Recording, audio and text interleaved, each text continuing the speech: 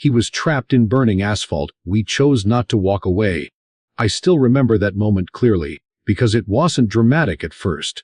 There was no loud cry, no sudden movement that screamed for attention. It was simply something that felt wrong. The asphalt on that road was still fresh, poured earlier that day under the harsh sun. The heat lingered. As I approached, I noticed a dog lying unnaturally still near the edge of the road. At first glance, I thought he had already died, but when I stepped closer, I saw his chest move slowly, weakly. That was the moment everything stopped. He was stuck, not trapped by a rope or a fence, but by something far worse. Hot, melted asphalt, hardened around his body like a prison. His fur was gone in many places. Large areas of skin had been torn away. He could barely move. Every small breath looked painful. His eyes were open, but there was no panic in them, only exhaustion. I remember thinking one thing very clearly. If we leave him here, he will die. I knelt down carefully, afraid that even touching him might cause more pain. I offered him water, letting it drip slowly into his mouth. He drank weakly, as if that small kindness was all he had been waiting for. Around me, the rest of our rescue group gathered. No one spoke for a few seconds. We all understood the same truth at the same time. Doing nothing was not an option. We discussed quickly. The asphalt was still sticky in some places, already hardened in others. Pulling him out carelessly would tear more skin. Leaving him there would mean certain death from pain, dehydration, or infection. There was no perfect choice, only a necessary one. We put on gloves. Each of us moved slowly, carefully, peeling the asphalt away bit by bit, using our hands, small tools, and whatever we had.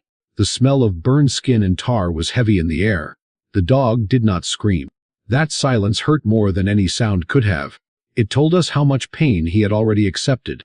When we finally freed him, we placed him gently into a basket. His body was shaking. His skin was raw and exposed, but he was alive, and that mattered.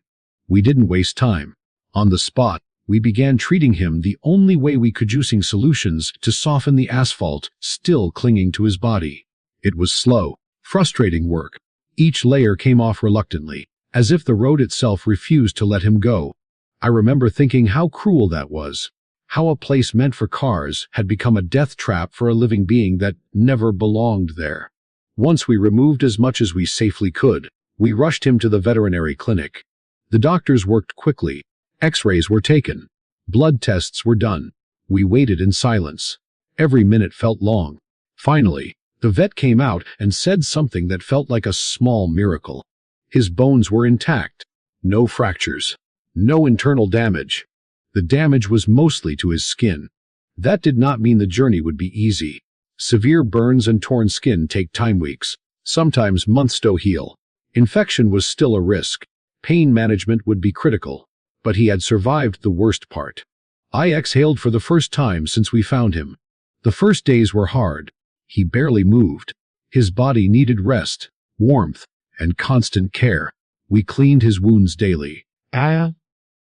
Applied medication, monitored every small change. I spent hours sitting near him, not speaking, just being present. I don't know if dogs understand intention the way humans do, but I believe he understood that he was no longer alone. There were moments I questioned everything. Was this suffering too much for him? Were we helping or just prolonging pain? But every time he lifted his head, every time he accepted water or food, I knew the answer. He was still choosing to live. After the first week, something changed. The wounds began to form new skin, fragile, pink, but alive. His breathing became steadier. His eyes followed movement again. He reacted when we entered the room. Small signs. Powerful signs. A month passed. The recovery was slow, but steady. The damaged skin hardened, then softened again. Hair began to grow in places we thought would never heal. He learned how to walk without fear of pain. Each step was careful, but determined. At that point, there was no question left to ask. We decided to keep him. We brought him home to live with the rest of my dogs. The first days were cautious. He stayed close to me, unsure of the others. But dogs understand healing in ways we often don't.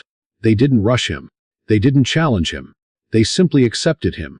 And slowly, He accepted them. Today, he walks freely. He eats well.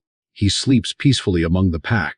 Sometimes I watch him lying in the sun, his body relaxed, eyes half closed, and I think about that road, about the asphalt, about how close he was to disappearing without anyone ever knowing he existed. I also think about us. We didn't do anything heroic.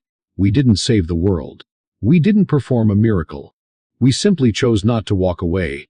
As a rescuer, you learn something important over time. You cannot save them all.